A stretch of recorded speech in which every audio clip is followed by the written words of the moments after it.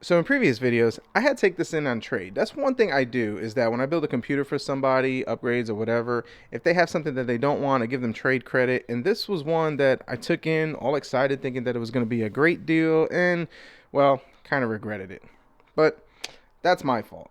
And then, instead of just living on and moving forward with the regret, I just kept on working on it and throwing money into it, just doing the right thing, just throwing money into it.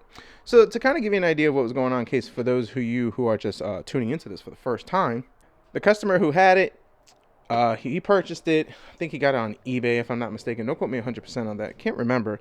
And he could never seem to get it working. I got it, notice no graphics card, which that's the way he bought it, no graphics card. But I think the issue that he had was it had two power plugs. One is for the computer, one is for the GPU. And if you don't have them plugged in properly, or just the wrong combination or something to that effect like that, it doesn't power up or work properly. I think he only had the GPU one plugged in, if I'm not mistaken. So got it, noticed a few things were missing, had to buy the riser card, some power cables, didn't have a hard drive. We popped in a graphics card, it was a 1660, got everything fired up, went to use it, and this thing started overheating like crazy. 100 degrees Celsius, definitely no bueno. Looked into it, and turns out the heatsink was cracked. So I went ahead, did the right thing, stripped it, hid it away in my attic right up there, and it's been sitting there for a while. Reached out to you guys for some input on where can I get a fan, because I definitely had a hard time. And one viewer sent me a link on eBay that I didn't even find. Awesome, appreciate it. And yeah, came all the way from, I believe, Romania. Took several weeks to get here. It was $20 for it. Shipping was 30, so I'm into it 50. But yeah, I want to get this thing running and have some fun with it. So let's get started. Now, of course, my favorite part is taking this apart, but luckily, I had a head start. So this is the heatsink right over here. This is what actually, ruined this project and the value of it. So let's get this thing taken apart. And now let's take off this heatsink. So I think what happened was that somebody just pried this up, because there's typically a piece of tape over here, but we deleted on that just because it was in the way. And they just kind of pried this up to get to the screws that are underneath it that hold it to the socket. So yeah, I think that's one of the issues.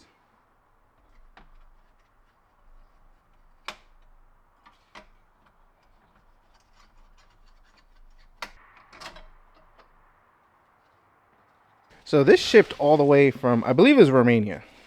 If I'm wrong, I'll correct it. So it came a long ways. And to the guy who had this, and this was the only one in the world that I could find, thank you so much. I mean, you're either going to buy this thing complete, or you're going to have somebody that's going to oversell it. I did find one. There was one listing for $100. They wanted $30 shipping. But all it was pretty much the shell. And yeah, I didn't think it was worth it. But $50, I mean, still not, the best, but it's better than nothing, right? So this is the old one, and if you can see right there, you see how that's kind of flat and thinned? It's also pretty much cracked. Now this is the new one, and as you can see, it's a lot thicker, more robust, and it doesn't have the crack. So because of this being cracked, the heat wasn't getting up here doing its whole magic scientifical thing and causing lots of overheats. So glad we got the right one. This could go in the trash. Now I know some of you guys said, try soldering it and all that stuff. I don't have the skills or experience, and there's liquid in here. How are you going to get the liquid in there and seal it? I'm not sure. But you know what? You got to do what you got to do. Before we could do anything, I just remembered I just stripped everything. So now I got to find the memory, the CPU, the solid state, and the GPU. Great. And I just cleaned my garage, and usually when I clean things, I don't remember where I put them, so this might take a while. So about an hour later, found our parts: memory, CPU, SSD, and I know it's the right one because, it has the remnants from the double-sided tape, so, leave some breadcrumbs. And now I got a mess in my garage. So I stripped this because I really didn't think I was going to go back to this project, if I'm being honest with you folks. Yeah, I really didn't think I was going to go back to it, but after finding that cooler, I figured, why not? So let's pop everything in.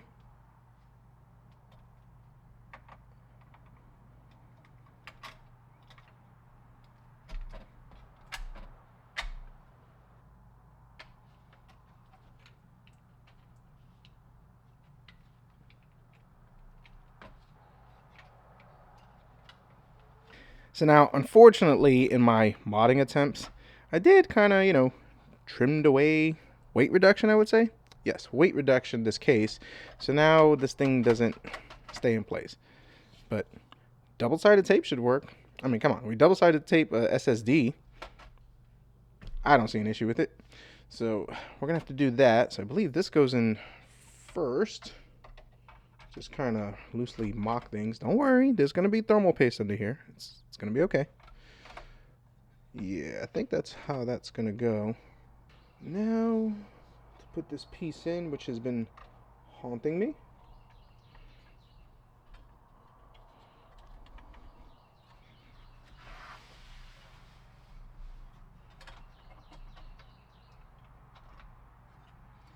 And we're just gonna be nice and gentle.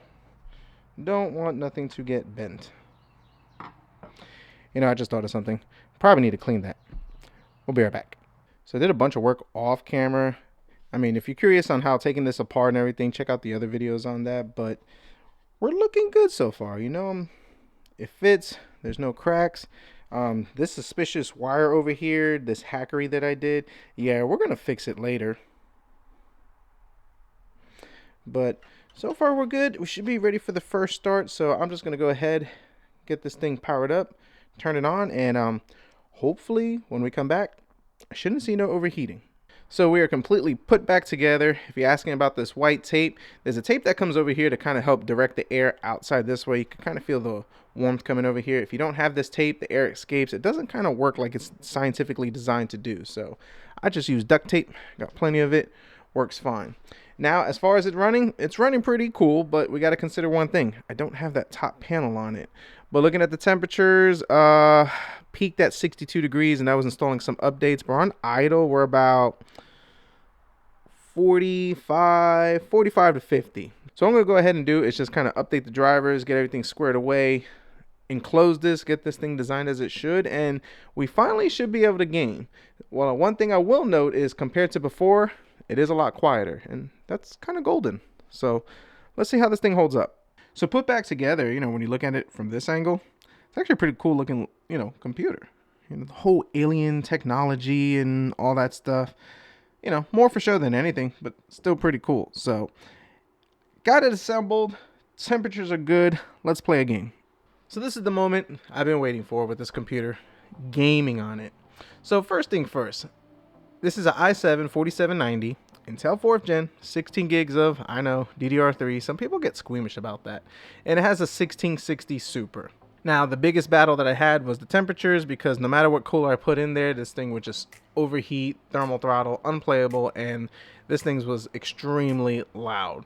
So using the stock cooler, I've been playing this game for about 30 minutes, and the highest I've seen the CPU run into is 70 degrees. I'll say 70 is the highest after 30 minutes.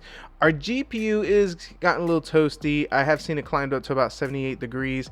I'm not sure if that's an issue of whether I haven't repasted it, which if I think about it, I don't think I've repasted that CPU. Excuse me, I haven't repasted that GPU in quite a while. So that's something I'm gonna have to consider on that. But then again, I think the 1660 Super variant, it's the HP OEM.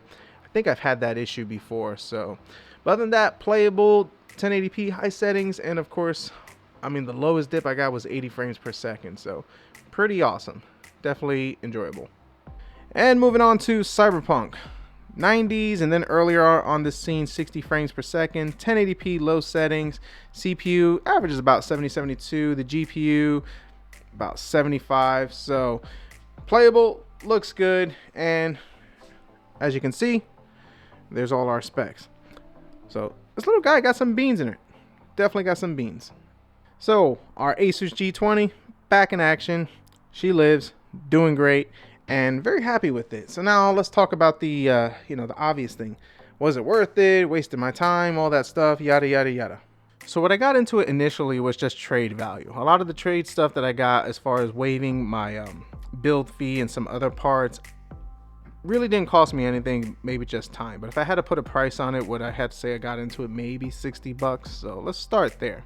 Then between getting the riser and the cables, probably another $40 into that. So we're about $100 into it. The graphics card was something that I just had it lying around from trade-ins and other stuff like that. So what kind of makes the value on this pretty decent is the fact that I had the parts. So being into this about roughly $100, and then, well, forgot to add the CPU cooler, so let's add 50, so $150 into it.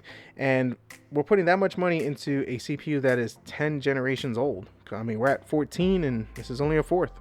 So as we can see, 4th gen still holds up pretty decent. I mean, Cyberpunk, Shadow of the Tomb Raider, we're able to get very playable performance and a decent gaming experience on that. And I know as time continues, 4th gen is going to keep going downhill and not be able to hold up as well. But then again, there are a lot of people that are still playing 2nd gen and they're very happy with it. But 4th gen is actually pretty still viable.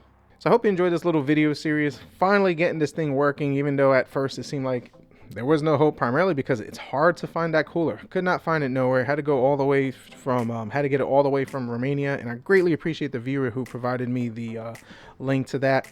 Other way to get this computer for anybody who's interested is you're going to have to buy it semi-complete, which I've seen them go for about $200 to $300. And even then, they're possibly missing a graphics card, or they have a 7 series NVIDIA graphics card. So definitely something to consider. But I'm glad it's done. I'm glad we were able to see how well it performs. i7 4th gen, you still hold up pretty decent. I'm interested to see how much longer they will last. And my plans for the future moving forward, I am planning on getting some more games to do better benchmarks and kind of really put more taxing experience on these older computers to see how well they hold up. As you know, Cyberpunk, Shadow of the Tomb Raider, they are still old, but the newer games, they're a little more demanding. So time to kind of upgrade my arsenal so we could get, you know, better information and all that stuff. So comment down below, let me know your thoughts, concerns, criticisms. If you like this video, please hit the like button, subscribe if you're not, and as always, we'll see what we come up with next.